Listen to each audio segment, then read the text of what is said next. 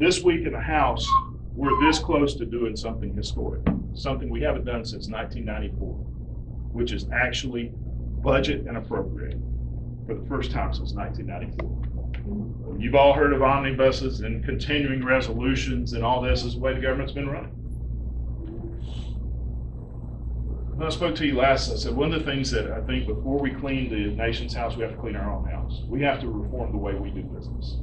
We can't just keep down the same path. When Paul Ryan became Speaker, that's one of the things he said. We have to reform ourselves. We have to take back our Article 1 authority. We have to take positive control of the purse, or we're never going to rein in the rest of government. Well, the problem is when we appropriate our spending bills, we're always 12 individual spending bills that come out of committee to come to the floor, and we spend a lot of time debating and negotiating, and we would get 6 done out of the House. The Senate would never take any of them up, and then we would just quit.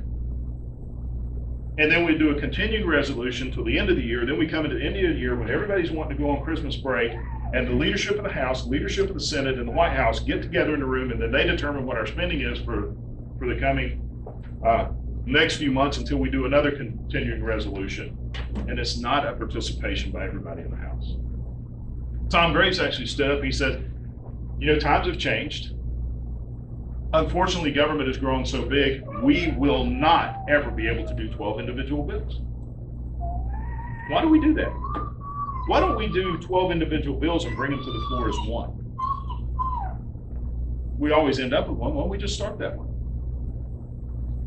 Everybody's like, well, because we've never done it that way. The way we've been doing it hasn't been working. So we started working on it. We have all 12 bills out of subcommittee, and they're all ready to come to the floor next week. More than likely there'll be 2. The national security and defense will all be grouped in one package and the rest in another package, so we'll have 2 votes. But we'll put them all together as one and send it over to the Senate.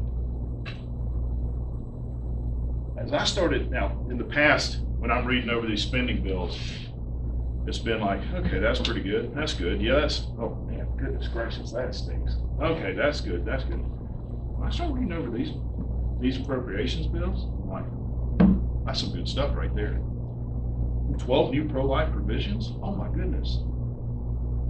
Gutting the Department of Health and Human Services because the Secretary wants to. Hey, that's pretty good. I mean, I'm going down to this like Republican win, Republican win, Republican win. Why? Because we're not having to bring the Democrats in to get it passed. We're doing it ourselves, and we're that close to getting it done. On Monday, there's going to be a whip count to see if everybody is, thank you, sir, if everybody is on board. We vote for this.